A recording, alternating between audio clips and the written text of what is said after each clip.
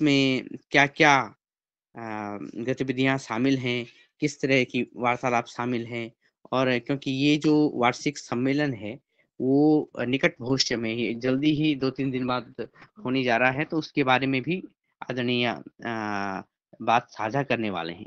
आदरणीय शास्त्री जी जुड़ ही चुके हैं। आपके बारे में बहुत सारा बताने की आवश्यकता तो नहीं है, क्योंकि आप अ, अलग-अलग क्षेत्र में, अलग-अलग समाज की समूहों में खेती-किसानी के साथ जो आवश्यक बागवानी है, समाज की बागवानी, वो भी करते हैं और मैं आज के विषय पर ही आदरणीय सदस्यों को जानकारी दे रहा था। तो इसी जानकारी के साथ कि आज आप जो जावत क्रॉप एफपीओ के बारे में और उसकी कहानी और आगामी समय में उसकी जो क्रियाविधि है, गतिविधि है, वो इस सदन की पटल पर रखने वाले हैं। तो आदरणीय सभी सदस्यों की तरफ से मैं आपका पुनः स्वागत करता हूँ आदरणीय। आप अपनी बात रखिएगा।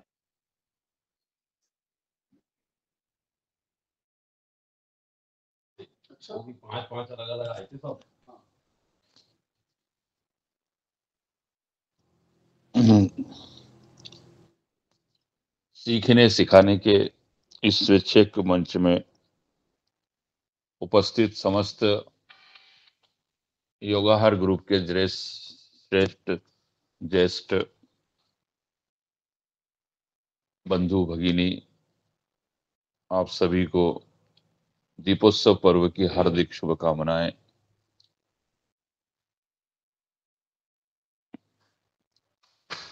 जैसा कि आज का विषय माननीय दिनेश जी सेमवाल साहब ने बताया है कि आज मुझे सत्र में आना है और एक गीत था शोर फिल्म का,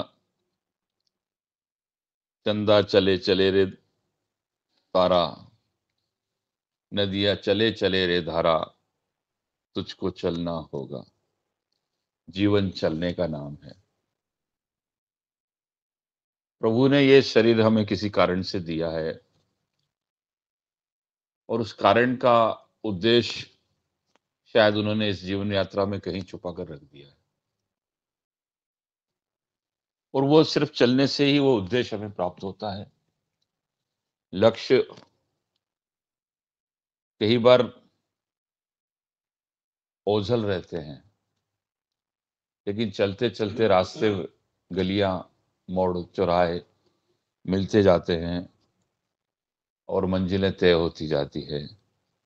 मैं अकेला ही चला था जानिबे मंजिल की ओर, लोग मिलते रहे, कारवां बनता रहा। जीवन के इस सफर में बहुत सारे मोड़ आए और उन मोड़ों पर बहुत प्रकार की यात्री साथ में मिलते रहे। उनसे कुछ सीखते सिखाते हुए इस जीवन यात्रा के इस क्रम में सतत चलते रहे। चरे वेती, यही तो मंत्र जीवन का, सतत चलना, नहीं रुकना, नहीं थकना, सतत चलना। लेकिन एक कल्पना के रूप में मैं कई बार इस मंच से अपने एक ध्येय वाक्य का उद्घोष करता रहा हूं। मातृ मंदिर का समर्पित दीप में चाह मेरी यह कि मैं जलता रहूं। इस पुण्य धरा के ऊपर, इस स्वर्णिम धरा के ऊपर, भरत भूमि के ऊपर, जिस पर भगवान श्री राम, भगवान श्री कृष्ण आए, खेले, जहां पवित्र सरयू, जहां पवित्र गंगा, जहां यमुना जैसी पवित्र नदियां, वहीं भारत के मध्य भाग में बहने वाली नर्मदा के भूभाग से हम उत्तरी दिशा में रहने वाले माँ शिप्रा की कलकल आवाज को, क्षिप्र गति को, तेज गति को के अंदर रह नहाने वाले ऐसे उज्जैनी महाकाल में मेरे जन्म के बाद से मैंने विचार किया। जब मैं घुटनों घुटने चलने लगा, पैदल चलने लगा, पढ़ाई की यात्रा और उसके बाद में लक्ष्य की ओर बढ़ने के प्रयास में जब कुछ भटकाव आए तो प्रवासी जीवन की ओर एकदम अचानक से ये शरीर मुड़ गया। सामाजिक कार्य के रूप में समाज के बीच में काम करना, ये सब विचार तय हुआ और पहली एक्टिविटीज के रूप में हमने कालबेलिया समाज होता है, बेलिया डांस आपने राजस्थान का देखा होगा, जिसे देखने के लिए जैसलमेर के थम्स में लोग विदेशों से आते हैं। ऐसे कालबेलिया समुदाय के बीच में फर्स्ट हमारी यात्रा सामाजिक गतिविधि के रूप में वहां शिक्षा को लेकर हुई। पहला हमने वहां पर स्वतंत्रता दिवस का पर्व मनाया। फिर जिस तरह के एनजीओ के स्वभाव होते हैं, वैसे ही स्वभाव के साथ पर्यावरण और स्वास्थ्य जैसे विषयों के ऊपर चर्चा हुई। और फिर अचानक से एक दिन पता चलता है कि हम लोग परमाणु ढेर के ऊपर ही बैठे हुए हैं। इस देश के अंदर राष्ट्रवाद की कमी होती जा रही है। भगत सिंह, चंद्रशेखर आजाद, बिस्मिल, अशफाक उल्लाह, पता नहीं कितने हमारे शहीदों के नाम को जब स्मृति में आने लगा तो मुझे गीत याद आया कि नन्ना मुन्ना राही हूं, देश का सिपाही हूं, मेरे प्यारे चल।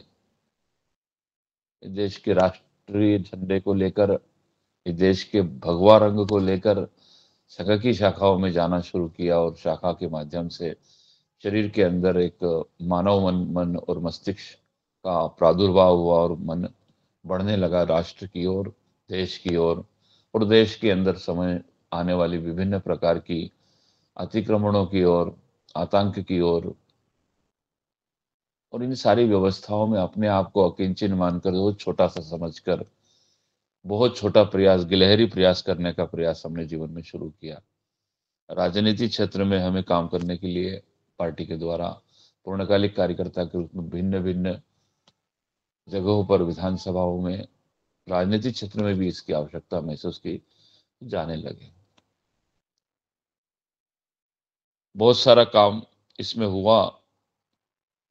तभी अचानक से यह देश एक बहुत बड़ी महामारी से गुजरने लगा। उस महामारी को आप और हम सबों ने इस योगाहार के मंच के माध्यम से बहुत अच्छे से लड़ा।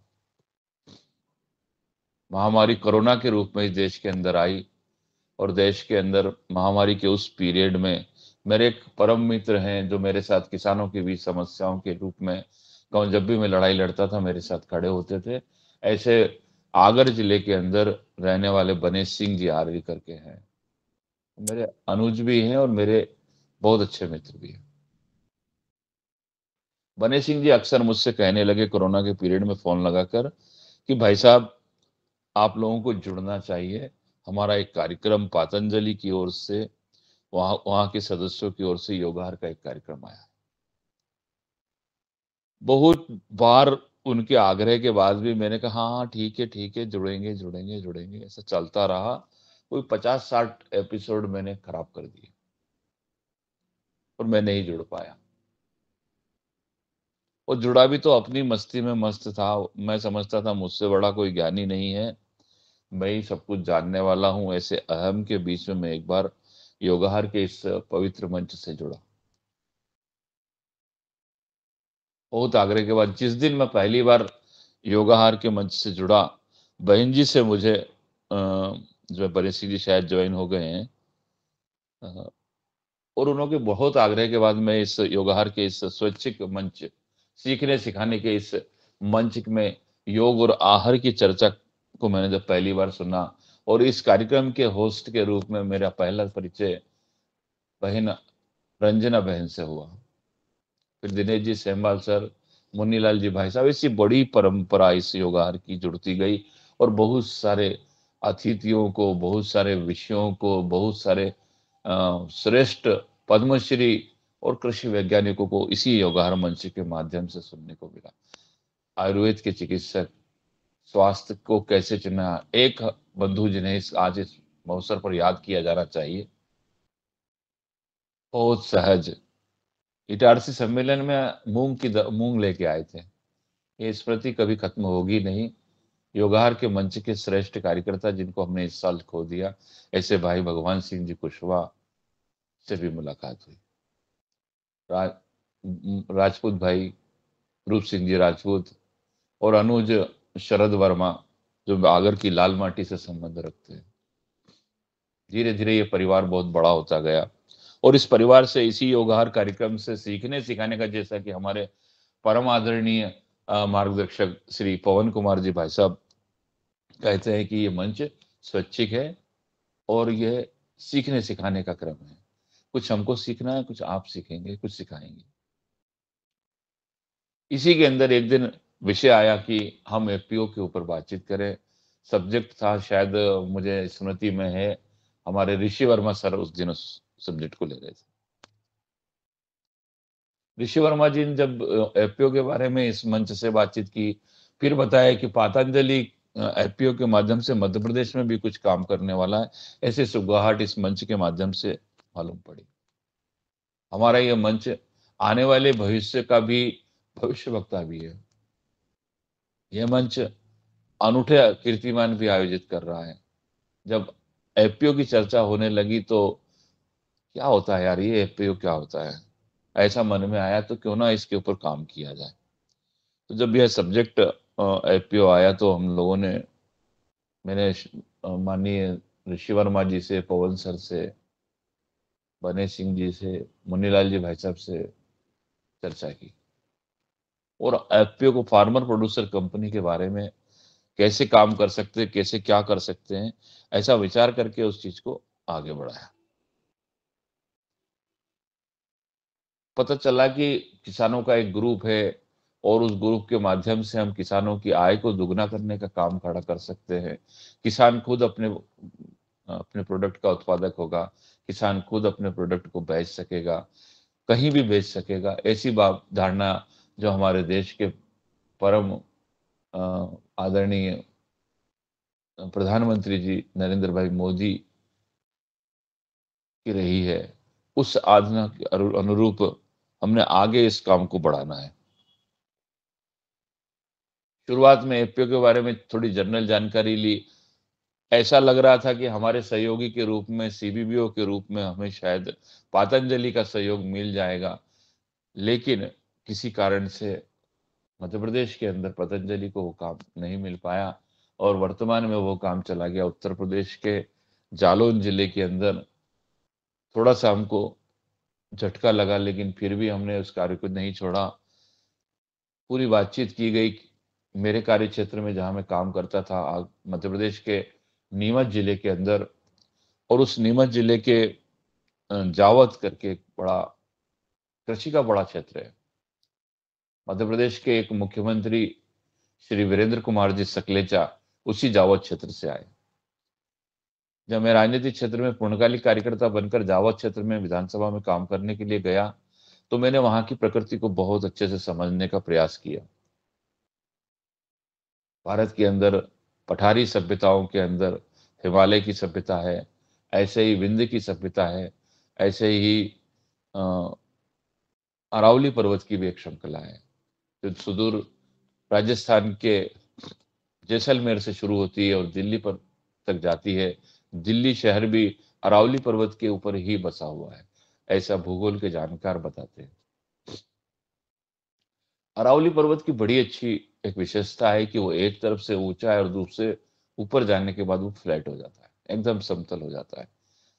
हर बार उसकी चढ़ाई ऊंचे से होती है, घाट ऊपर चढ़ना, उसके बाद फिर फ्लैट हो जाता है और लगभग त्रिकोण की स्टाइल का पर्वत है।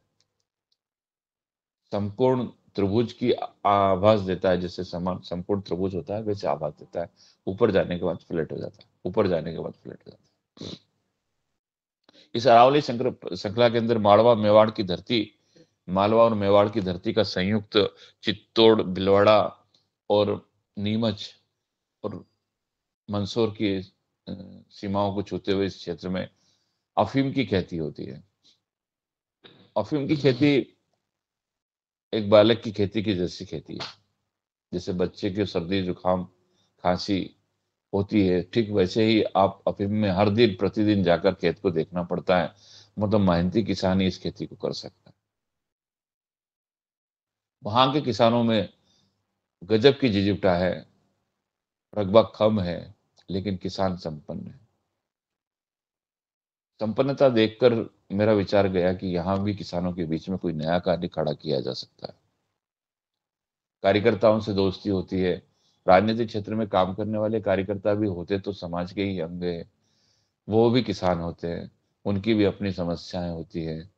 तो उन किसानों के साथ में जो कार्यकर्ता किसान थे उनके साथ में बातचीत हुई और उनको ये कहा कि अगर हम कोई काम करें, किसानों का एक समूह पे काम करें, तो ये एक समूह होगा जो हमारे साथ कंपनी के रूप में काम करेगा। आदरणीय ऋषि वर्मा सर से मार्गदर्शन लिया, पवन सर से मार्गदर्शन लिया और उस जावद विधानसभा के आज कोई कार्यकर्ता जुड़ नहीं पाए। कल रात को गांव में कोई घटना घटी है, इसलिए बातचीत नहीं हो पाई है। वहां के एक मित्र है, मेरे दोस्त है, मान सिंह जी करके, और नीमच से 80 किलोमीटर दूर, चित्तौड़ से 40 किलोमीटर दूर, भीलवाड़ा से 60 किलोमीटर दूर, ऐसे सुदूर अरावली पर्वत श्रृंखलाओं में एक छोटा सा गांव है, उसका नाम है दौलतपुरा। तुमड़िया करके पुराना नाम है, वर्तमान में लोगों ने दौलतपुरा कर दिया है उसे। दौलतपुरा के कुछ किसान साथियों के साथ बातचीत हुई और एफपीओ पे काम करने का शुरुआत की गई। क्योंकि पतंजलि को टारगेट नहीं मिला तो हमारे सामने सीबीओ की समस्या खड़ी हो गई। तो सीबीओ के रूप में हमारे पास शक्ति एग्रो को टारगेट मिला था। लगभग 2 महीने तक उन्हें सर्च करने के बाद हमें उनके कॉन्टेक्ट से प्राप्त हो पाए। गांव के किसानों के साथ में उनका मनोबल बनाने के रूप में 2 महीने का टाइम खर्च हुआ। लेकिन देवयोग से पिछले वर्ष फरवरी, लास्ट फरवरी में से पहले पहले, यहाँ दिसंबर में ही ये शायद मूर्त रूप ले गया। दिसंबर 23 के अंदर एफपीओ ने एक मूर्त रूप ले लिया और उसकी कंपनी हो गई, लाइसेंस, बहुत सारी प्रक्रियाएं हैं।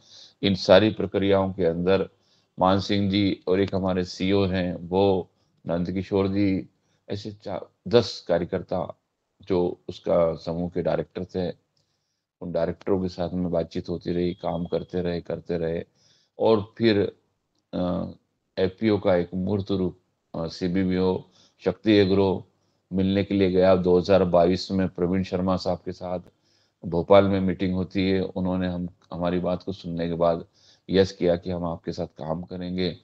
हमारी पूरी प्रेजेंटेशन को उन्होंने देखा, अपने सहयोगी कार्यकर्ता कुशवा जी को नीमच भेजा, नीमच भेज के उन कार्यकर्ताओं से मीटिंग हुई और मीटिंग होने के बाद में जावद एपीओ के विचारों के साथ वो संयुक्त होकर एक मूल रजिस्टर्ड एपीओ के रूप में हम लोग काम करने लगे।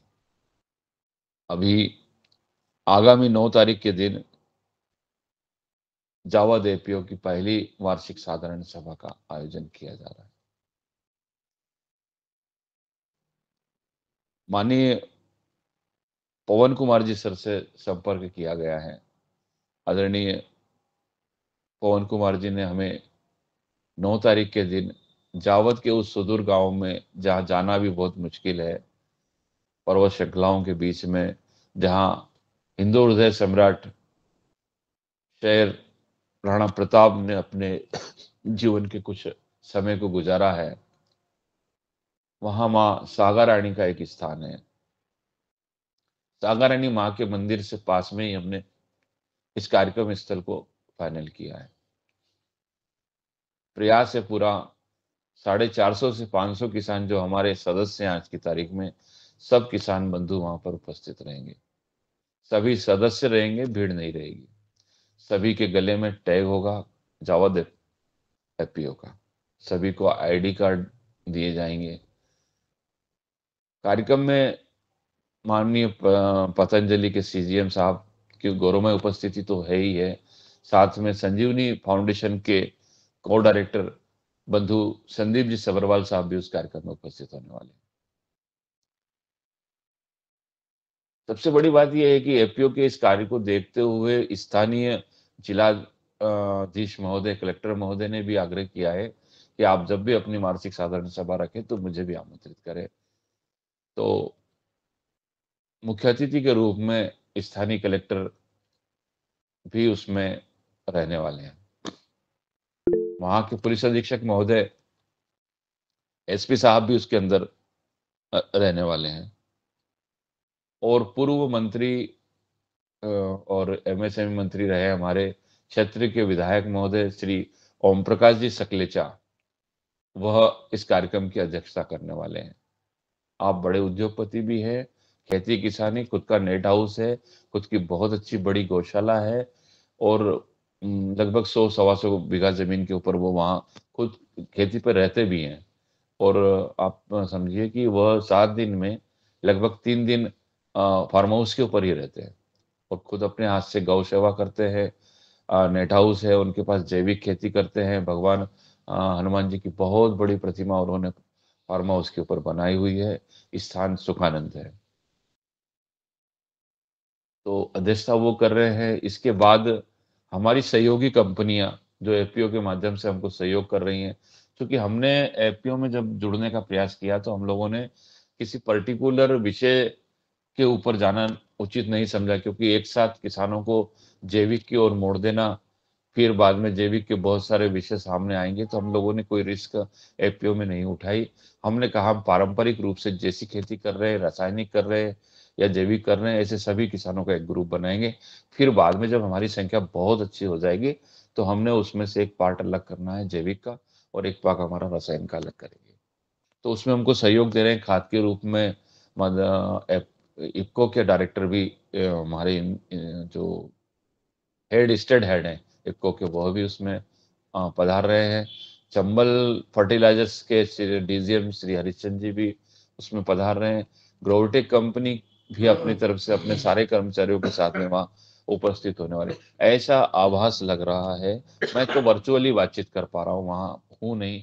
अभी वर्तमान में दिल्ली के अंदर भारतीय जनता पार्टी ने मुझे एक विधानसभा के अंदर काम करने का अवसर दिया है, तो मैं दिल्ली ही हूँ। लेकिन वर्चुअली फोन के माध्यम से, दूरसंचार के माध्यम से एफपीओ की गतिविधियों से मैं जुड़ा हुआ हूँ। अभी रोज बातचीत होती है, कैसे क्या चलना है। प्रोग्राम का सेटलमेंट हो गया है और बहुत सारे अतिथि है। स्थानीय कृषि विभाग का पूरा सहयोग है, वह भी इसमें रहने वाले हैं, पूरे टाइम रहने वाले हैं। पहला सत्र शायद स्थानीय कृषि विभाग को हम देने का सोच रहे हैं। उसके बाद हम किसी कंपनी को बुलाएंगे। उसके बाद हमारे माननीय मुख्य अतिथि और विशेष अतिथियों का सत्र होगा, जिसके अंदर किसानों से 1-to-1 बातचीत भी होगी। फिर ऐसे करके 5 घंटे का ये कार्यक्रम गुणवत्ता वाला कार्यक्रम है। हमारे एपीओ की विशेषता है कि हमने एक बड़े एरिया को राजनीति समझ के साथ शक्ति केंद्र के हिसाब से भी किसानों का पंजीयन किया है। कंपनी के रूप में तो हम काम कर ही रहे हैं, लेकिन सामाजिक गतिविधियों में जब हमें गांव-गांव से किसानों की आवश्यकता पड़े, तो हमारे चुनिंदा किसान जिनको हमने हमारे एपीओ का सदस्य बनाया, उनको हम दूसरी गतिविधियों में भी लगा दें। ये राजनीतिक व्यक्ति होने के कारण हमारा ये स्वार्थी भाव इस एपीओ में भी आया है। लेकिन अच्छे किसान हैं हमारे साथ में। जावा एपीओ किनोवा की खेती पे ज़्यादा ध्यान दे रहा है, चिया सीड्स पे काम कर रहा है और हैंडमेड मसालों के ऊपर भी काम कर रहा है। हमने हनुमानगढ़ से देशी आटा चक्कियाँ मंगाई। देशी आटा जो हाथ की चक्कियों से हमारे पास में भील समुदाय के बहुत सारे सदस्य हैं, हमारे रजिस्टर्ड सदस्य हमारे पास, जो हमारा आदिवासी समाज है, वनवासी समाज है, भील समाज है, उसके भी हमारे पास 2 डायरेक्टर हैं। हमारी जो एपीओ की टीम है उसमें 2 डायरेक्टर हमारे आदिवासी समाज के, महिला डायरेक्टर भी है। और उन लोगों को जो ग्रामीण क्षेत्र में जिनके पास रोजगार नहीं है, उस रोजगार के ऊपर ध्यान देते हुए हाथ के पिसे हुए मसाले, हाथ का पिसा हुआ आटा और इस तरह के बहुत सारे सब्जेक्ट्स के ऊपर हम लोग काम कर रहे हैं। आगे जैसे जैसे व्यवहार का ये मंच हमें आदेश देगा या यहाँ से कुछ और अन्य चीज सीखने को मिलेगी, तो एपीओ जावद उसके ऊपर काम करता रहेगा।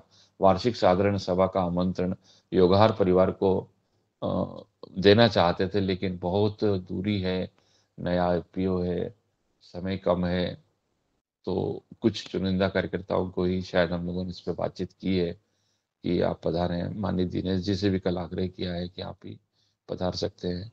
समय की कमी के कारण माननीय दिनेश जी नहीं आ पा रहे। नीतू बेन से बातचीत की थी, नीतू बेन भी शायद समय की कमी के कारण नहीं आ पा रही हैं। लेकिन हमें 2 कार्यकर्ता के रूप में, हमारे मार्गदर्शक के रूप में श्री पवन जी का प्रेम मिलने वाला है, श्री संदीप जी का मिलने वाला है और लगभग 10 से 12 अतिथि रहने वाले हैं। आधे आधे घंटे का समय भी देंगे तो 5 घंटे का ये जो कार्यक्रम है ये संपन्न होगा। उसके बाद में दूसरे दिवस माननीय अतिथियों को हम लोग चित्तौड़ की पवित्र धरा को, वीरों की इस भूमि को दिखाएंगे, वहां पर भ्रमण करवाएंगे। उसके बाद सेठों के सेठ मां भगवान सांवरिया सेठ के मंदिर दर्शन कार्यक्रम है।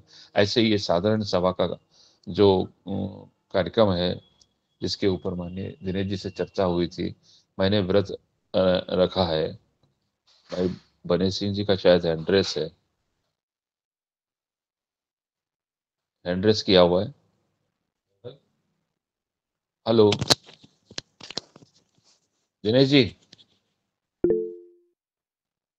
जी जी आदरणीय। जी ये बने सिंह जी का कुछ कह रहे हैं क्या बने सिंह जी? अच्छा, हाँ। आपकी आपकी वार्ता संपन्न हो तत्पश्चात मैं आदरणीय वार्ता सदस्यों से वार्ता वार्तालाप। वार्ता तो कुछ है नहीं, ये कहानियां हैं जो आप लोगों से सीखी है, यहाँ पर इसी मंच से सीखी है और इसी मंच को दे जी रहे जी हैं। जी प्रणाम। जी जी जी जी जी जी जी आदरणीय बने सिंह मैं सर, आप बात रखिएगा। जी मैंने हैंड रेस इसलिए किया था कि मैं जाने वाला हूँ, मुझे समय नहीं है। मेरे पास चारकोल और बायोचार उपलब्ध है टनों में, किसी भी किसान भाई को आवश्यकता है तो अपन वहाँ तक पहुँचाने का प्रयास करेंगे, क्योंकि हम 3 से 3.5 टन बायोचार या चारकोल रोज बना रहे हैं और किसानों को दे भी रहे हैं। ऐसा निवेदन सदन से किया है, किसी भी किसान भाई को आवश्यकता लगे तो हमसे संपर्क जरूर करें जी। जी अपना कहाँ जा रहे हैं? एड्रेस और मोबाइल होगी। जी जी जी ग्रुप में शेयर कर दूंगा जी। धन्यवाद सर। जी जी जी भाई साहब, बने सिंह जी जी भाई साहब, आदरणीय, बहुत जी बहुत आदरणीय। धन्यवाद। जी जी छोटी सी कहानी है और अभी इसमें हम घुटने घुटने ही चल रहे हैं। लेकिन जावा एपीओ की इस वार्षिक साधारण सभा के अंदर अभी तक की गई सारी गतिविधियों का हम लोग उसमें प्रेजेंटेशन रखने वाले हैं। और भारत सरकार से हमें अभी एक एड मिल चुका है और भी एपीओ पे हम लोगों ने वहाँ काम किया है। नीमच ट्रेड के ऊपर काम कर रहे हैं, मनासा में भी हमारा काम चल रहा है, भानपुरा में काम चल रहा है। लेकिन मूर्त रूप से अभी जमीन के ऊपर जो काम कर रहा है वो जावद एपीओ है। जावद की कहानी ये अनूठी कहानी है। अगर उस गांव को जाके हम देखेंगे तो वो सभी कनेक्टिविटी से बहुत सुदूर है। लेकिन वहाँ जावद में ये जो काम शुरुआत हुई है, हमारे साथ में एक कार्यकर्ता है नंदकिशोर जी धाकड़। नंदकिशोर धाकड़ विदेशों में जाके खेती करके आए और वो भी हमारे साथ काम कर रहे हैं और कार्यक्रम में रहने वाले हैं। कार्यक्रम की रूपरेखा बहुत अच्छी बनी है। लगभग 500 किसान से कम नहीं रहेंगे और अभी जितने लोगों से संपर्क हो रहा है सभी से कह रहे हैं कि आप लोग भी पधारिएगा। ऐसा करके बढ़ा भी रहे हैं। लेकिन गुणवत्ता का ये कार्यक्रम 9 तारीख को ही हमारी सफलता की कितनी कहानी है, इसकी पूरी कहानी क्या है, ये पटल पे आएगी। और मैं क्षमा चाहता हूं कि मैं एक नाम इस क्रम में भूल गया था, माननीय भुवनेश्वर राय जी, जो बहुत अच्छे मित्र हैं, जिनके साथ इटारसी में एक ही सीट पर हम लोग यात्रा किए थे जब रामकृष्ण जी रघुवंशी जी के उस फार्म हाउस के ऊपर गए थे। और वहां हमने सोना मोती करके जो गेहूं देखा था। इस बार उस ब्रिड को भी लगाने की इच्छा थी, लेकिन क्योंकि समय नहीं है हमारे पास उधर रहने का तो हम शायद उसको बढ़ा नहीं पा रहे हैं। पर संभव है कि हम जल्दी इस पे काम करेंगे, सोना मोती पे भी काम करने वाले हैं। तो माननीय भुवनेश्वर राय जी का हैंड्रेस है, आदरणीय भुवनेश्वर राय जी।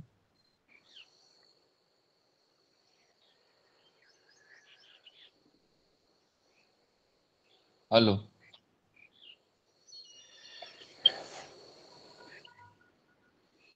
जी आदरणीय भुवनेश्वर सर,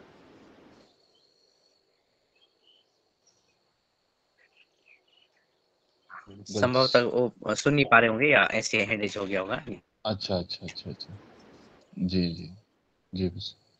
लेकिन इस यात्रा में ये समझ में आया है कि बहुत कठिन डगर पनघट की, एफपीओ पे चर्चा करना आसान है, लेकिन काम करने के लिए बहुत सब्र की आवश्यकता है। लंबे समय तक इस पे टिके रहना पड़ेगा, क्योंकि ये किसानों को डायरेक्ट फायदा भी दे सकता। आवाज आई थी वैसे, किसानों को सीधे सीधे प्रॉफिट करना चाहता है। और भुवनेश्वर राय जी आ रहे हैं क्या बात भाई साहब? यस, हेलो आदरणीय भुवनेश्वर राय जी।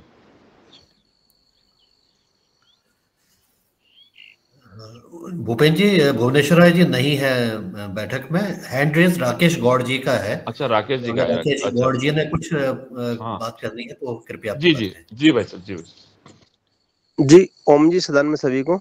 सर मैं ये पूछना चाहता, अभी गणेश सिंह आर्य जी ने कुछ क्या पेलेट्स, क्या ऐसा कुछ शब्द लिया था, नहीं तो नहीं वो मैं नहीं, जानना चाहता हूँ। बायोचार कर रहे हैं वो। उन्होंने कार्बन तैयार किया है। आदरणीय हमारे मंच के ऊपर राकेश गौर साहब, हमारे मंच पर संदीप जी सब्रवाल साहब आए थे, और नीतू बहन भी आई थी। और जी ये लोग संजीवनी ग्रुप से हैं, राजकोट का ग्रुप है, हुबली में भैया संदीप जी रहते हैं। ये सब लोग मिलके बायोचार के ऊपर काम कर रहे हैं। किसानों के खेतों में जो कार्बन, जो मैंने जो सीखा है, मैं राजनीतिक क्षेत्र में काम करता हूँ, कृषि क्षेत्र में मेरा इंटरेस्ट रहा है, लेकिन ज्यादा मैं यौगिक जो अपने जो होते हैं ना खेती के कंटेंट के बारे में ज्यादा नहीं बता पाऊंगा। लेकिन मैंने जी जितना समझा है इस मंच के माध्यम से कि हमारे धरती का कार्बन कम हो गया है, तो कार्बन बढ़ाने के लिए वो लोग बायोचार के माध्यम से एक्टिवेटेड कार्बन शायद तैयार कर रहे हैं। मैं देख के भी आया हूँ। अभी जो पड़वा थी हमारी, जो गोवर्धन पूजा का कार्यक्रम होता है, गौ पूजन का कार्यक्रम, मैं गणेश सिंह जी की यहीं गौ पूजन करता हूँ गाँव जाके हर साल। तो मैंने वहां देखा है कि उनके वो जो फार्म हाउस है उसके ऊपर, जहाँ वो उन्होंने बहुत सारा चारकोल इकट्ठा किया हुआ है, और लगभग अभी तक 13 टन वो चारकोल बना चुके हैं, और वहां पर उनके पास स्टॉक में आधा चारकोल रखा हुआ है। तो यदि किसी किसान बंधु को चारकोल की आवश्यकता है कार्बन बढ़ाने के लिए, तो वो कह रहे हैं कि वो उससे ले सकते हैं। ऐसा उन्होंने अभी यहाँ मंच के माध्यम से आग्रह ठीक किया है। जी जी जी, जी, मैं समझ नहीं पाया था क्या चीज है ये। नहीं नहीं जी जी जी, नहीं समझने की चीज है वो। तो वो कार्बन जी तो हमारे मंच पे कई बार कार्बन के बारे में चर्चा हो गई है, जी, बहुत ठीक बार। समझ, मैं कार्बन को जी समझ जी गया। जी जी जी जी जी जी जी, जी ओम। तो जी, तो मैं गया था उनके यहाँ पर, देख के आया हूँ। अच्छा चारकोल बनाया है, और वो सुबह से अभी किसानों के बीच चले जाएंगे बायोचार को करके, और वो अभी चारकोल बना रहे हैं। बहुत अच्छा काम चल रहा है, और इसीलिए शायद हमने उस चारकोल को देख के ही मन में इच्छा हुई कि माननीय संदीप जी को या नीतू बेन को जावत की इस वार्षिक साधारण सभा के अंदर बुलाया जाए, ताकि किसानों को वहां भी, क्योंकि वन क्षेत्र बहुत ज्यादा है जावत की, जिस एरिया में ये हमारा कार्यक्रम हो रहा है उस स्थान के आसपास बहुत सारा हमारा संभावना है कि हम चारकोल बना सकते हैं, और किसानों को खेती के लिए कार चारकोल बनाया जा सकता है, तो उनको भी सीखने को मिलेगा। सबसे खुशी की बात तो ये है कि हमें हमारे गुरु के रूप में, पतंजलि के हेड के रूप में माननीय पवन कुमार जी का स्नेह जो वहां मिलने वाला है, उसकी तो खुशी व्यक्त की ही नहीं जा सकती है। मैं समझता हूँ वहाँ के उन किसान जो बहुत विषम परिस्थितियों में भी बहुत अच्छी खेती कर रहे हैं, ऐसे किसानों को हमारे योगहार मंच के परम मार्गदर्शक का जब वहाँ आशीर्वाद प्राप्त होगा, तो उस क्षेत्र के किसानों को बहुत सारी दिशाएं भी प्राप्त होंगी, और वो किसी न किसी मुकाम के ऊपर शायद पहुंचेंगे। और जो छोटी मोटी हम लोग अपनी एक्टिविटीज वहाँ कर रहे हैं, धीरे धीरे धीरे धीरे ऐसे सम्मानीय मंच के द्वारा हम वहाँ वार्षिक 3 या 4 एक्टिविटीज इस तरह की करने का प्लान किए हैं। अभी सर्दी के मौसम में कर रहे हैं। फिर माननीय दिनेश जी सेमाल साहब से मैंने आग्रह किया है कि आपको हम भर गर्मी में वहां बुलाएंगे, जब तेज गर्मी वृषभ का सूर्य तपेगा, और जब अरावली पर्वत में बहुत ज्यादा गर्मी लगती है, लू के थपेड़े चलते हैं, ऐसे लू के थपेड़े में उत्तराखंड के ठंडे प्रकृति के सहज दिनेश जी सेमवाल को वहां हमने तय किया है कि इस बार गर्मी में सागा रानी के मंदिर पे उस गर्म हवाओं के बीच में ले जाने का प्रयास करेंगे। ये धृष्टता ही है, लेकिन हम सोच रहे हैं कि उन्हें वहां बुलाएंगे। और इस कार्यक्रम में धीरे धीरे, कार्यक्रम की तिथि 9 तारीख है, 9 तारीख, आने वाली 9 तारीख को 12 बजे चित्तौड़ में ठहरने की व्यवस्था की गई सभी अतिथियों की, और वहां से 1 घंटे तक हम उनको लेके, हाँ अरे मैं माननीय गणपत लाल जी भाई साहब, जी जी जी, मैं क्षमा चाहता हूँ, आप मेरे निकट के ही रहने वाले हैं बहुत। जी जी जी जी जी जी भाई साहब, प्रणाम प्रणाम। जी, राम राम राम राम भाई साहब, राम राम। Ram Ram sir, Ram Ram sir. हाँ भाई साहब, हाँ। मैं क्या ये मर्जी गांव रहता हूँ। अच्छा, अच्छा, ये क्या है कि नया गांव से पश्चिम में 5 किलोमीटर दूरी है। नया गांव से तो आप तो तुमड़े आ सकते हो, पास में ही है आपके, तो बहुत ज्यादा नहीं है। हाँ कनेरा हाँ, तो वो कनेरा घाटा चढ़ेंगे, कनेरा घाटा। हाँ जी, हाँ जी, हाँ जी। अपना जो कनेरा घाटा है, कनेरा घाटे से। अरे कनेरा गट्टा देखा हुआ है, तुमड़िया हाँ, नहीं देखा, चलो वो तो देख लेंगे। मेलानाथ गाँव, कनेरा ये हाँ, पास में है। नहीं, ग्वालियर कला, ग्वालियर कला का नाम सुना होगा आपने? ग्वालियर ग्वालियर कला। कला, हाँ, रावला, रावले सा है ना, ग्वालियर कला रावला, ऊपर नहीं की नहीं, ओर आ गया कने। हाँ, कनेरा से कितना दूर है? कनेरा से 15 किलोमीटर, 20 किलोमीटर है बस। अच्छा अच्छा। जाट का नाम सुना होगा, जाट। हाँ, जाट सिंगोली सुना ना। हाँ, तो जाट, जाट से कनेरा की ओर 5 किलोमीटर है ये स्थान। अच्छा, जाट। जी जी जी, जाट तो ये आप तो आएंगे वहीं। हाँ भाई साहब आने कनेरा वाले साइड हैं? से। हाँ, नहीं कनेरा हम, साइड से नहीं हम आएंगे बस्सी से। बेगू बस्ती से आएंगे आप तो। हाँ, बस्सी से आएंगे, मतलब चित्तौड़। भाई साहब का ठहरने का व्यवस्था जो है वो चित्तौड़ की गई है। पवन जी सर के। हाँ, पवन जी सर आएंगे, 8-9 तारीख को सुबह 4 बजे पहुंचेंगे। तो ठीक है। वो उनके ठहरने की व्यवस्था हमने चित्तौड़ में की है। तो जी चित्तौड़ जी से जी। फिर गाड़ी लेके वहां से भाई साहब को लेके गांव जाएगी। तो ठीक। 10 बजे अलपार करने के बाद भाई साहब को हम लेके वहाँ, मैं खुद भी रहूंगा साथ में, और उनको लेके हम लोग तुमड़िया निकलेंगे, तो बस्सी होते हुए निकलेंगे। तो एक दो किसानों और साथ में ला सकते हैं क्या? अरे अरे, वहाँ स्थानीय किसान खूब आ सकते हो भैया, कोई तकलीफ नहीं। जी जी ठीक है, ठीक है, जी ठीक है, जी ठीक जी है। भैया, है ना? बिल्कुल बिल्कुल बिल्कुल हाँ, बिल्कुल मिलेंगे सब। आप मेरा नंबर लिख लीजिए बोली, चाहे तो आप ना ये ले हाँ, लीजिएगा भैया, है ना? नंबर आप लिखवा तो दें वही आप। पास, हाँ, नए गांव में, कौन सा गांव है आपका वैसे, नए गांव पास में? मरजीवी गांव, मरजीवी राजस्थान में है भाई साहब ये। अच्छा, बॉर्डर पे है, वैसे 2.5 किलोमीटर बॉर्डर पे है। ये गोठा वोठा आ गया, गोठा वगैरह आ गया इधर पास में, गोठा है ना? नए गांव से जस्ट पश्चिम में 5 किलोमीटर दूर है। अच्छा, पश्चिम में है, ठीक ठीक। नया गांव तो मैं खूब रहा हूँ। नया गांव जी में बहुत जी सारे धनगर वाला परिवार में, विजय जी धनगर है वहां पर, और जी जी। मुकेश जी जाट वहां पर अभी अपने नगर पालिका के अध्यक्ष है। पहले सुरेश हाँ, जी धाकड़ थे। जी जी। आपने पूरा बायोडाटा बताया ना कि वो अपने वीरेंद्र जी सकलेचा मुख्यमंत्री, वो तो अपने हाँ इलाके हाँ की है सब। हाँ। नहीं, मैं उनके यहाँ नक्षत्र वाटिका पे खूब रहा हूँ भाई साहब, अच्छा, लंबे पीरियड तक। हाँ, किसान वहीं पे रहा हूँ मैं खूब समय, काफी गुजारा है आप वहां पे। नाम लिखवा दें आप, मतलब ये नंबर।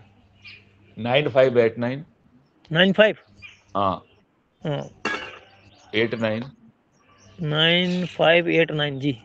289 289 199। 199। जी जी जी। तो छोटी सी कहानी है, योगाहार की उपलब्धि है। एक और नंबर एक बार योगाहार, और रिपीट कर दे, नंबर एक बार और रिपीट कर दें। 9589 95, हाँ, 289 289। 199। ठीक है, ठीक ठीक इस है। इस मैं एक बता देता हूँ गणपत लाल जी भाई साहब, इसमें जो जुड़े हुए हमारे जो माननीय श्रेष्ठ जन है ना, लगभग जी जी। सभी के नंबरों में आखिरी में 99 है। सब अच्छा, 99 वाले हैं, 1000 करने वाले हैं, 100 करने वाले हैं। 99 के चक्कर में सब फंसे हुए हैं। नहीं, 99 नहीं, सब 100 करना चाहते हैं, पर चक्कर में नहीं फंसे हैं, सभी 100 करना चाहते हैं। क्या, मैं और भी उस, एक एफपीओ से जुड़ा हाँ, हुआ हूं, तो मैंने जी जी कहा जानकारी मिलेगी वहीं। जी जी जी, वैसा उसमें रहने वाले हैं वहां पे। हमने तो, हमको ज्यादा जानकारी कुछ है नहीं, जी एपीओ जी प्यो। हम तो मानिए अपनी ये जो अपना योगार मंच है ना, इस जी जी। योगार मंच में जबरदस्ती जोड़े गए हैं। और प्रकृति भी नहीं है हमारी, ना हम नहीं खेती नहीं, किसानी जानते हैं, ना हम कोई वैज्ञानिक हैं, कुछ भी नहीं है, लेकिन इसी मंच से थोड़ा थोड़ा थोड़ा थोड़ा थोड़ा इकट्ठा करते करते हम लोगों ने उसी चीज से, ये हमारा ग्रुप जो है ना, वो योगाहर का मंच है। जो मार्गदर्शन है पवन जी भाई साहब का है, जो मार्गदर्शन है मुन्नीलाल जी भाई साहब का है, जो मार्गदर्शन है दिनेश जी का है। इसी मंच के ऊपर जो अतिथि लोग आते रहे, उनसे थोड़ा थोड़ा इकट्ठा किया है, और उसी में थोड़ा बहुत चलने का प्रयास किया है। और जो नहीं छोटा नहीं। सा हो पाया, उसका जो कार्यक्रम हमने पहली बार किया है। ऐसा मन में कल बातचीत हुई कि आपको कल सत्र लेना, मैंने कहा भाई साहब ये राजनीतिक क्षेत्र में काम करते हैं, सुबह से लेकर शाम तक लोगों को अच्छा बुरा सिखाते हैं। तो अभी तो मानसिकता ऐसी है नहीं कि कोई विषय इस मंच से मैं ले पाऊंगा। देखिए साहब, राजनीतिक क्षेत्र भी दूषित क्षेत्र है, यहाँ पर भी अतिक्रमण हो चुका है, यहाँ पर भी विचारधाराएं बहुत अलग हो गई है। और यहाँ इस राजनीति के बिना इस देश का भविष्य संभव नहीं है। हम जो परम वैभव की बात कर रहे हैं ना, हम जो इस देश के पर गुरु बनाने की बात कर रहे हैं, भारत को विश्व गुरु बनाने की बातें कर रहे हैं, लेकिन राजनीति में जो गंदापन आ गया, उस गंदेपन को कौन साफ करेगा? दिल्ली जैसे प्रांत के अंदर 27 सालों से राष्ट्रीय विचार की कोई सरकार नहीं है। यहाँ जब गाँव में काम करने जाते हैं, बस्तियों में काम करने जाते हैं, मैं दिल्ली की सबसे डी पॉइंट की जो सीट है उसके ऊपर काम कर रहा हूँ। यहाँ लोगों का केवल हमें क्या मिलेगा ये पहला क्वेश्चन होता है। फ्री के हम चक्कर क्या में देंगे, हम क्या देना चाहते हैं, इसके ऊपर नहीं रहा। देश हमें देता है सब कुछ, हम भी तो कुछ देना सीखे, ऐसा कोई भाव नहीं है। देश से हम क्या ले सकते हैं, कितना हमें फ्री मिल सकता है, लाइट फ्री मिल सकती है, पानी फ्री मिल सकता है, सब कुछ फ्री चाहिए और वैचारिक रूप से वो कितने भी गिर सकते हैं। तो यहाँ भी उसमें मैनेज करने की जरूरत है, यहाँ भी लोगों के बीच में राजनीति में काम करने की जरूरत है। तो ऐसा विचार करके हम सामाजिक कार्यकर्ता होने के बावजूद भी किसी पद, किसी कोई आकांक्षा नहीं है। ये जावद की जो कहानी कह रहा हूँ इसमें डायरेक्टर नो दूसरे लोग हैं और सारे लोग ही व्यवस्था को संभाल रहे हैं। मैं केवल इस मंच से थोड़ा सा सीखा और उनकी तरफ मैंने इस चीज को भेज दिया और इसमें कोई रोल मेरा नहीं है। वहां जो भी किया है वहां के स्थानीय कार्यकर्ताओं ने किया है, जो भी कर रहे हैं वो वहां के लोग करेंगे, जो प्रॉफिट आएगा वो उनका होगा। लेकिन हमने प्रयास किया है कि जो 400 रुपए की ब्लैक में मिलने वाली यूरिया की थैली है, जावद एपीओ के माध्यम से उसे 270 रुपए में किसान तक पहुंचाए। आप तो पास के रहने वाले गणपत लाल जी भाई साहब, ये मंच आपको समर्पित कर दिया मैंने। आपको तो पता है आपके क्षेत्र के अंदर किस तरह से लुटामारी होती है। मैंने 3 साल रह के वहां देखा है। खाद की बड़ी बड़ी लाइनें लगती है, किसान लाइन में लगता है, बड़ी मुश्किल से उसको यूरिया मिलता है, बड़ी मुश्किल से उसे डीएपी मिलता है, बुरी तरीके से वहां लूटा जाता है। जावद एपीओ के आने के बाद में इसी साल जब जावद एपीओ ने बड़ा कारोबार किया है वहां खाद के माध्यम से, और हर किसान तक के काउंटर खड़े किए हैं, अपने कृषि की दवाइयों के काउंटर खड़े कर दिए। लगभग हमारे एपीओ के 10 काउंटर खुल गए जी, 10 काउंटर खोल दिए। सिंगोली घाटे के ऊपर हमारे काउंटर हैं, रतनगढ़ के अंदर हमारे काउंटर है, जावद में हमारे काउंटर है। और इसी कार्य की को देखते हुए चंबल फर्टिलाइजर्स के डीजीएम साहब हमारे साथ जुड़े और उन्होंने कहा कि मैं खुद भी आपके बीच में आना चाहता हूं।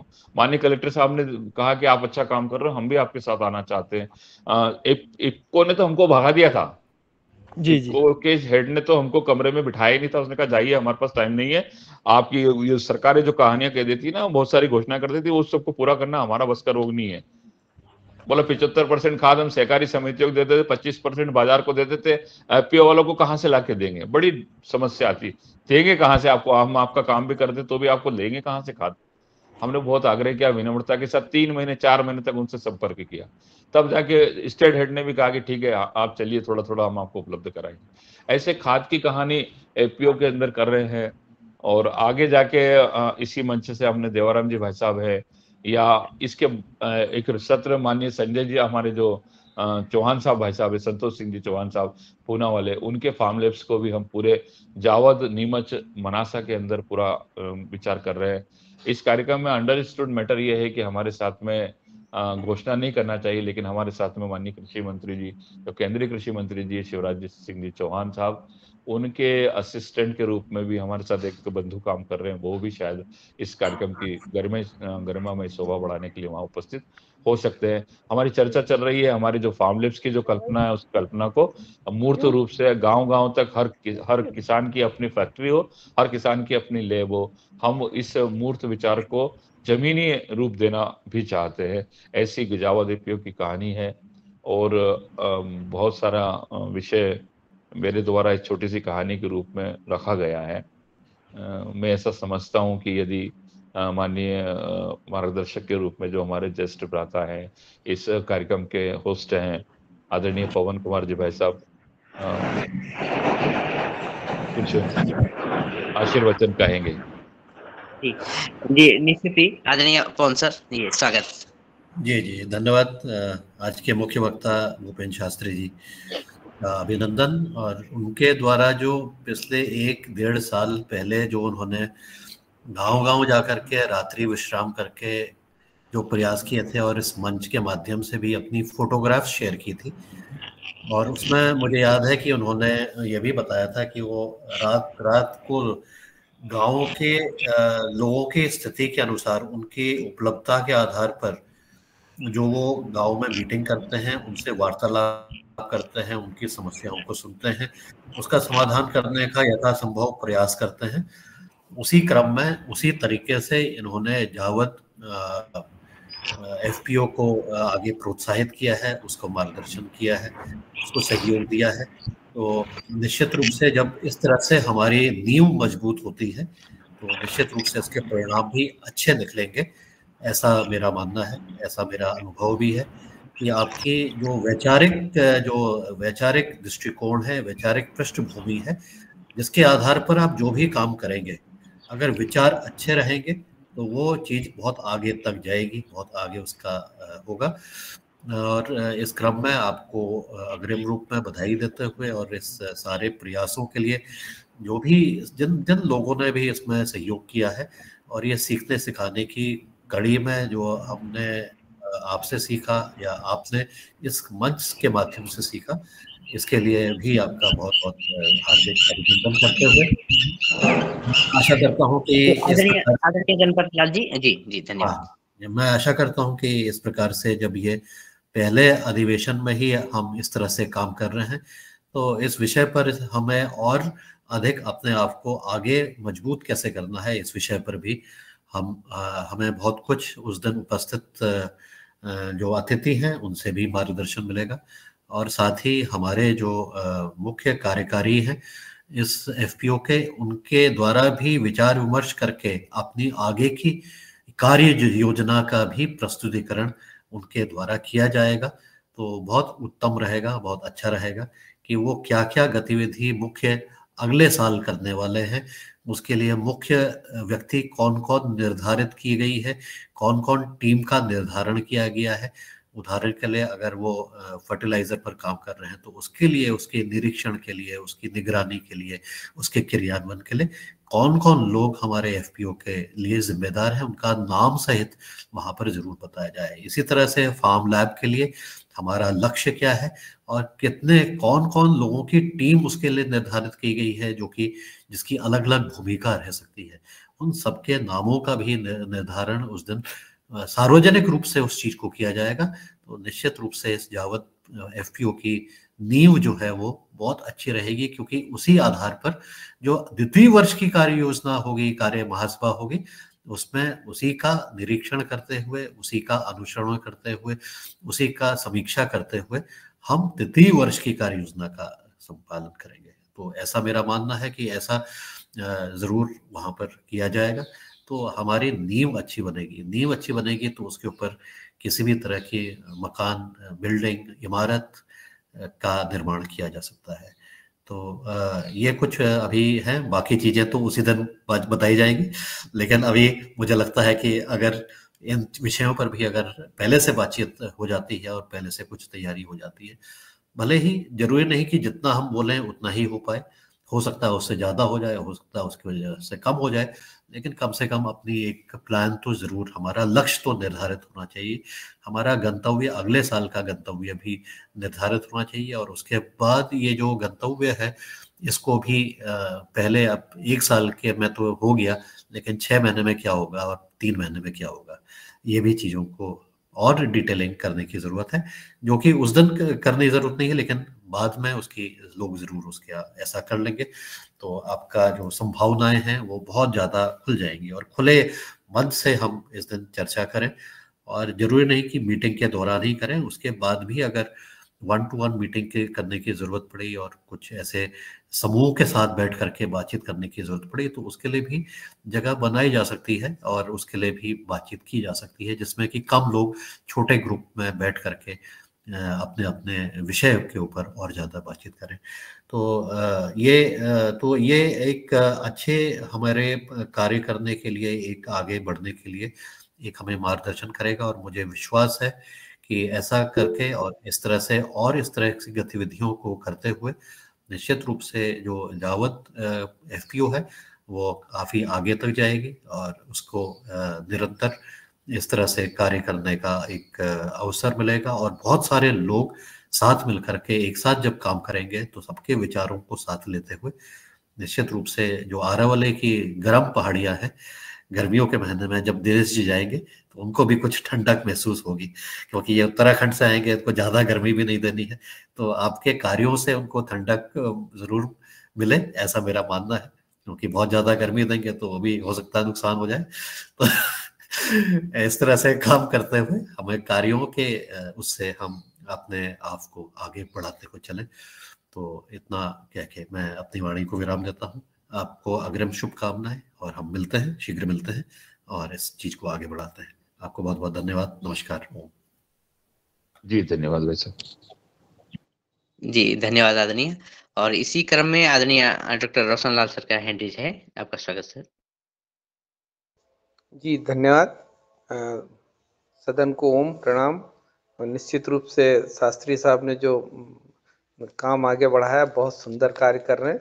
और जिस तरह से जो द्वितीय आपका एजीएम हो रहा है वो बड़ा मतलब मैं कम से कम 20-25 एजीएम यहाँ पे एफपीओ के अटेंड कर चुका हूँ, पर उनका जो प्रोग्राम होता है सिर्फ डीडीएम तक सीमित हो जाता है। बस उसको बुला लिए, डीडीएम को बुला लिए, डीडीए एग्रीकल्चर को बुला लिए उसके बाद। पर जिस तरह से आपने लोगों को एक मंच पे एक माला में पिरोने की जो प्रयास किया है कि इतने बड़े बड़े लोगों को आप बुला रहे हैं, निश्चित रूप से बहुत जबरदस्त प्रयास है। क्योंकि जब जेंट्री अच्छी होगी तो किसानों को जानकारी ज्यादा मिलेगी, किसान लोग उनसे जुड़ेंगे, और ये बड़ा अभूतपूर्व प्रयास है। और इसके लिए मैं देखूंगा अगर यहाँ से कुछ एफपीओ के हमारे सीईओ हैं वो जाके वहाँ देखें, समझें कि किस तरह से काम किया जाता है। क्योंकि एक्चुअली में जो सीईओ हैं उनकी जिम्मेदारी बहुत ज़्यादा होती है और वो उस लेवल पे काम नहीं करते, बस सिर्फ जो अभी जो करंट में सैलरी मिल रही है उस पर काम करते हैं। तो वो बड़ा मुश्किल होता है। जो पस्तौर साहब को मैंने सुना है, जब शुरू में रविंद्र पस्तौर साहब ने जब हाँ इसकी अवधारणा बिल्कुल बिल्कुल बहुत बिल्कुल सही है। हाँ उन्होंने मतलब बड़े जबरदस्त ढंग से वो उस चीज मतलब उनके अंदर से निकलता था। जब वो एफपीओ बोलते थे तो उनके अंदर से निकलता था, ऐसा लगता था इनके अंदर एफपीओ है। तो वो वाकई वो पस्तौर साहब की जब याद आती है तो ऐसा लगता है हाँ एफपीओ वहां ऐसे होता है। तो एक जो फार्मर प्रोड्यूसर ऑर्गेनाइजेशन, मुझे मतलब कई लोगों ने अब अपने नाम ले लिए। मैं नेट में देख रहा था तो कहीं पस्तौर साहब का नाम एफपीओ में नहीं आ रहा था, दूसरे दूसरे प्रवेश शर्मा साहब का आ रहा था और भी लोगों का नाम आ रहा था जो चीफ सेक्रेटरी रहे एमपी के। पर एक्चुअली मुझे ऐसा लगता है कि शुरू में जो बीज बोया है वो डॉक्टर रविंद्र पस्तौर साहब ने ही बोया है। और निश्चित रूप से मतलब उसमें मालवा में उन्होंने इतने एफपीओ खड़े किए हैं, जबलपुर में उन्होंने कई एफपीओ खड़े किए, जहां जहां वो रहे वहां वहां उन्होंने एफपीओ की बाढ़ ला दी। मतलब किसानों को संगठित करने का जो कार्य किया। और आपको बहुत बहुत साधुवाद आपके इस प्रयास में कि आप बहुत सफल हों। और ये जो किसानों का ऑर्गेनाइजेशन है दाहोद का, तो निश्चित रूप से मैंने भी बीच में एक ऐसी कुछ बात हुई तो हमारे एक मित्र ने बोला था कि वहाँ पे बीज है करके, कोई बीज के लिए। तो वहाँ पे बीज के लिए मेरी बात भी हुई थी, कुछ बीज चाहिए था किसानों को, तो मेरी बात भी हुई थी। तो बहुत बढ़िया आप काम कर रहे हैं, आपको पुनः शुभकामनाएं। जी हूँ। बड़ी वो श्रेष्ठ बात की है आज भाई साहब आपने। एफपीओ की चर्चा में जब रविंद्र पस्तौर साहब का नाम आया तो वास्तव में चेहरा खिल जाता है। मैंने मैडम गौरी सिंह साहब के साथ भी काम किया है और रविंद्र पस्तौर साहब का भी बहुत आशीर्वाद प्राप्त हुआ है। बहुत जबरदस्त कहना चाहिए उनको, उन्होंने बहुत काम किया। 2000 में हम लोगों ने गरीबी हटाओ योजना करके एक योजना आई थी, उसके अंदर भी माननीय रविंद्र पस्तौर साहब और गौरी सिंह जी मैडम के साथ काम किया। जी जी जी। और जावद का एपीओ है, अभी तो शुरुआत है, धीरे धीरे हमारे ख्वाब बड़े वो ना बहुत बड़े हैं। हम तो अंतर्राष्ट्रीय मंच पर दौड़ना चाहते हैं कि ना पंछी बनूं उड़ता फिरूं मस्त गगन में, आज हम आजाद हैं दुनिया के गगन में। इस गाने को चरितार्थ करते हुए हम आजादी महसूस करते हुए, किसान को कोई बंधन महसूस नहीं हो, ऐसे संपूर्ण भारत को, संपूर्ण विश्व को हम एक बाजार के रूप में और उत्पादक समूह के नाते हम लोग देखते हैं। हमारे अपने उत्पाद को हम पूरे देश में फैलाना चाहते हैं। अभी हम उत्पाद के ऊपर ध्यान दे रहे हैं, और जब हमारा क्या ना वो हम लागत को दुगनी करना और किसान को फायदा देना, ऐसे ऐसे मूल वंश पे काम कर रहे हैं। हमारे सीईओ एक तरह से नहीं है, हम लोग बिना वेतन वाले सीईओ ही इसमें काम कर रहे हैं और सभी लोग मिलके इसमें काम चला रहे हैं। सीईओ जो हमारे हैं वो जो हमारे जो सीबीबीओ है माननीय प्रवीण कुमार सर, वो भी इस कार्यक्रम में आना चाहते हैं। वो भी कह रहे हैं कि आपकी जो एक्टिविटीज है वो हमारे पास जितने ग्रुप है उसमें बहुत अच्छी है, हम सब आपके यहाँ रहने वाले हैं। कुछ कंपनियां एक दिन पहले से वहां पहुंच जाएंगी, इतना उनका हमको सहयोग मिल रहा है। और वो हमारे कार्यक्रम में सहयोगी भी बनना चाहते हैं, लेकिन अभी जावद एपीओ ने तय किया है कि वो अपने कंधे पे ही सारा वजन उठाएगा और आगे बढ़ेगा। बद्दू और रामकृष्ण जी भी जुड़ गए आज अभी अभी जी। तो ये जी छोटी सी कहानी है जी। आदरणीय भाई साहब। आदरणीय आदरणीय रामकृष्ण रघुवंशी जी भाई साहब, आज जावद क्रॉप एफपीओ की कहानी आदरणीय भूपेंद्र शास्त्री जी की जुबानी हम सुन रहे हैं और किस तरह से ये एफपीओ आगे बढ़ रहा है। इसी क्रम में आप टिप्पणी करना चाहें, अपनी बात रखना चाहें, आपका स्वागत है। जी ओम। और जैसा कि आपने कहा कि मैं तो अभी अभी जस्ट जुड़ा हूँ, एफपीओ की पूरी कहानी सुन नहीं पाया, लेकिन मैंने 2 एफपीओ का सृजन किया है और तीसरा अभी हम उस एफपीओ को जो चल नहीं रहा है उसको अपने अंडर में लेके और उसकी बैलेंस शीट और बाकी सारी चीजें मेंटेन करके उसको प्रॉफिट में लेके आ रहे हैं। तो एफपीओ तो एक कहने के लिए इसको बहुत सरल तरीके से समझें तो एक समूह होता है, एक परिवार होता है। तो उसमें जितने जो शेयर धारक हैं, जो मेंबर हैं, वो सब एक इसकी एज ए वर्किंग बॉडी भी काम कर सकते हैं और एज ए आप कहते हैं सुसुप्त अवस्था में भी कुछ लोग ऐसे होते हैं एफपीओ में शेयर दे देते हैं लेकिन इनिशिएटिव नहीं लेते। लेकिन 10 लोगों का बड़ा महत्व है। जो बोर्ड ऑफ डायरेक्टर रहते हैं जिसमें सिर्फ जो होते हैं प्रोविजनल है और 5 आपके डिन नंबर वाले होंगे, जिनके DIN होंगे, डिजिटल सिग्नेचर होंगे जिनके। तो वो जो 5 डायरेक्टर हैं उसमें से कोई 2 या 3 भी अगर इनिशिएटिव लेके कंपनी को आगे लेके जाना चाहें या उनके पास व्यवस्था नहीं हो तो वो मार्गदर्शन भी ले सकते हैं। आप किसी भी बिजनेस, कोई भी एक बिजनेस मॉडल ले लें उस पर, और बाकायदा उसमें कंसल्टेंसी भी अवेलेबल है और काफी अनुभवी लोग हैं इसमें। और हम लोग 2017 में एफपीओ का सृजन किए थे 7 जुलाई को, होशंगाबाद कृषि चेतना प्रोड्यूसर कंपनी लिमिटेड और हरदा कृषि चेतना प्रोड्यूसर कंपनी लिमिटेड। तो आप सभी को बधाई। और आप बिल्कुल किसी भी क्षेत्र का किसान और कहीं पे भी आप स्वयं से भी एफपीओ बना सकते हैं, और अदरवाइज गवर्नमेंट की भी स्कीम आती है उसमें भी। लेकिन जो स्वयं से बनाते हैं उसमें ग्रांट मिलने में थोड़ा सा वो है। बाकी आपको जितना आप की बैलेंस शीट होगी उसके मुताबिक आपको मैक्सिमम 15 लाख से 20 लाख का उसमें ग्रांट की व्यवस्था है। इससे ऊपर नहीं है, चाहे आप कितना ही कर लो।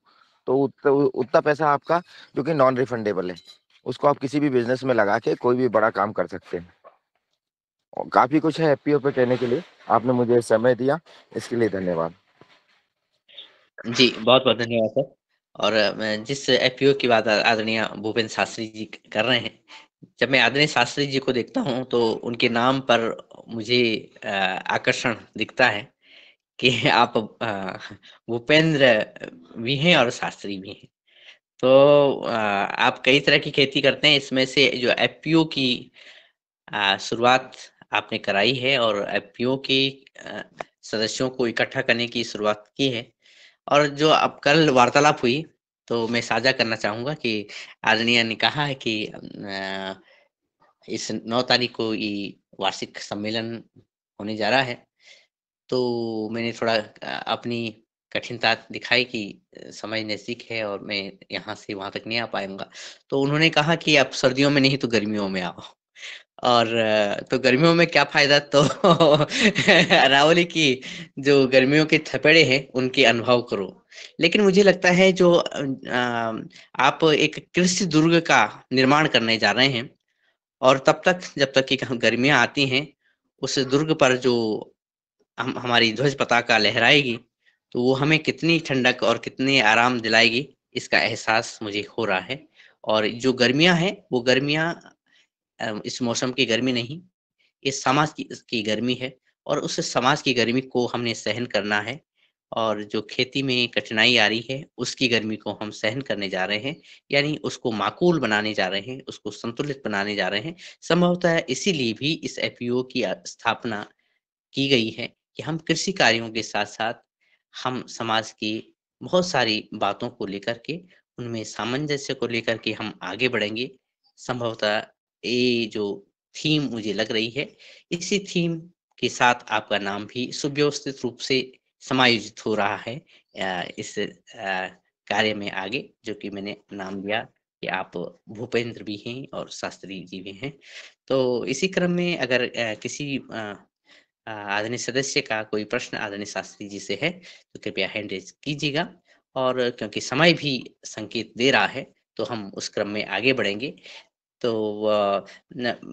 मेरी जिज्ञासा ये थी क्योंकि मैं इस क्षेत्र में नहीं गया और मैं ही प्रश्न पूछ लेता हूँ क्योंकि जब आप मुझे गर्मियों के लिए आप आमंत्रित कर रहे हैं, तो मेरी प्यास बढ़ रही है। क्या जब अरावली की जो चढ़ाई है फिर ऊपर जो ढलाऊ मैदान है, तो सर उसमें पानी की व्यवस्था क्या है कि पानी के स्रोत अच्छे हैं या फिर हम घाटियों में ही पानी मिलता है? ये जिज्ञासा बढ़ रही है। जी, दिनेश जी, बहुत अच्छा प्रश्न है आपका। मैंने आपको गर्मी में ही क्यों बुलाया है और वो भी अरावली की उस पर्वत श्रृंखला में फिर से। तो जो मैं माँ सागारानी का आपको स्थान बता रहा हूँ, सागारानी का जो स्थान है, वो स्थान जब मैं पहली बार सागारानी गया था आज से 6 साल पहले, 7 साल पहले, तो मुझे वहाँ आभास हुआ कि बड़ी ऊँची पर्वत श्रृंखला है। अरावली एक ओर से सीधा स्ट्रेट खड़ा हो जाता है। सीधा स्ट्रेट खड़ा होता है। जैसे अपन समकोण त्रिभुज बनाते हैं तो ये उसका जो लंब होता है, लंब, वह सीधा हो जाता है एकदम और फिर नीचे की तरफ जाके फिर ढलान वाला हो जाता है। ऊपर का जो जिसको बोलते हैं कर्ण, जो बोलते हैं लंब, कर्ण और आधार। आधार तो हमारा जमीन हो गया और पहाड़ जो है वो एकदम लंब की जैसा हो जाता है। तो एकदम अरावली के पर्वत को एकदम सीधा चढ़ना पड़ता है और फिर नीचे के ऊपर से वो कर्ण की तरह फिर वो फ्लैट हो जाता है। ऊपर का हिस्सा उसका वो एकदम फ्लैट हो जाता है। तो ये करावली की व्यवस्था है कि वो टुकड़े-टुकड़ों में पर्वत है, ऊपर की ओर गया हुआ है। ऐसे ही हम नीचे से डाउन से अप की ओर जब जाते हैं, तो उस पर्वत को चढ़ते हुए जाते हैं। दिल्ली से लेके आप कोटा तक अगर आएँगे तो आपको ये आभास भी होगा कि गाड़ी नीचे की ओर जा रही है। और अगर हम बॉम्बे की ओर जाएँगे तो विंध्य की पर्वत श्रृंखलाओं से भी हम नीचे उतरते-उतरते चले जाते हैं। तो इन ऊँची पहाड़ियों के बीच भी कुछ प्रकृति ने हमें अंदर घुसने के रास्ते बनाए हैं कि मनुष्य है आखिर वो इतनी चढ़ाई को कैसे चढ़ पाएगा। तो ये पृथ्वी माँ ने हम लोगों को हम एक नेमत बख्शी है वहाँ पर। तो उन पर्वत श्रृंखलाओं के बीच में भी कुछ प्राकृतिक रास्ते हैं, जिन रास्तों से पहले के समय में पुराने टाइम में सेनाएँ इधर से उधर आने-जाने का काम किया करती थी और शत्रु सेनाओं को रोकने के लिए उन ऊँची मीनारों को, जो पर्वत श्रृंखलाओं के ऊपर हमारे सैनिक बैठ जाते थे और वो वहीं उन दर्रों के अंदर जो गलियाँ होती है छोटी-छोटी पर्वतों के बीच में, वो उनमें सुरक्षा के लिए अपने सैनिकों से प्रहार करते थे। तो उन प्राकृतिक चरणों में जब हम अंदर जाते हैं, तो सर अरावली का जो जो सागारानी का जो स्थान है, वो मैंने देखा है कि मई के अंदर जब वृषभ का सूर्य तपता है और जून का महीने से पहले जब पानी सूख जाता है पृथ्वी के ऊपर, तब भी माँ के यहाँ पर एक झरना ऐसा है, उन सूखी पहाड़ियों के बीच भी वो कल कर बहता रहता है 24 घंटे। और उसके आसपास की जो प्रकृति है वो बिल्कुल हरी-भरी है। आपको लगेगा ही नहीं कि आप राजस्थान के अंदर है, आपको वहाँ ऐसा ही प्रतीत होगा कि वहाँ उत्तराखंड है। इतनी ही ठंडाई आपको वहाँ मिलेगी उस ग्रीष्म काल के अंदर भी कि जितनी ठंडाई आपको आज देहरादून में है। वो ये प्रकृति का एक अनोखा ही स्वरूप है जो हमने राजस्थान के अंदर वहाँ देखा भी और महसूस भी किया है। मैं जानता हूँ आप उत्तराखंड के हैं और मैं नहीं चाहता कहीं भी आपको लू के थपेड़े लगे। अरावली जो है दुर्गम भी है, लेकिन वो कृषि के लिए बहुत उपयुक्त है। ऊपरी पठारी क्षेत्र के ऊपर भी पानी है, नदियाँ हैं। और ये एक तरह से कह सकते हैं कि जैसे चढ़ाव होते हैं ना, चढ़ाव की तरह कटा हुआ क्षेत्र है। एक स्टेप के बाद दूसरे स्टेप के बाद तीसरी स्टेप, ऐसे करते-करते बहुत लंबी दूरी तक ये फैला हुआ है।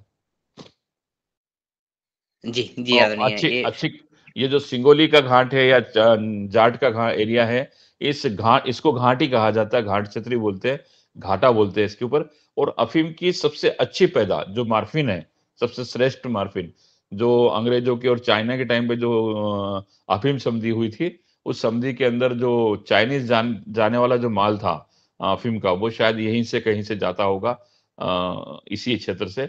तो यहाँ पे जो अफीम होती है उसके अंदर मार्फिन की मात्रा बहुत अच्छी होती है।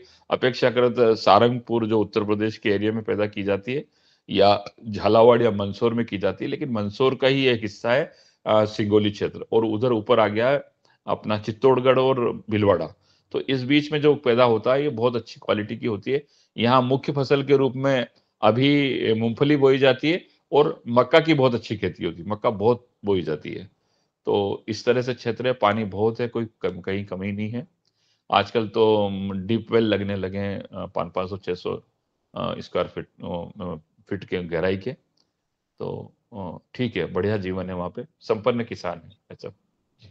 जी, जी, निश्चित ही ये भूमि जो हमारी ऐतिहासिक भूमि है और माँ सागा रानी की क्षेत्र में आने का एक अलग ही आनंद होगा।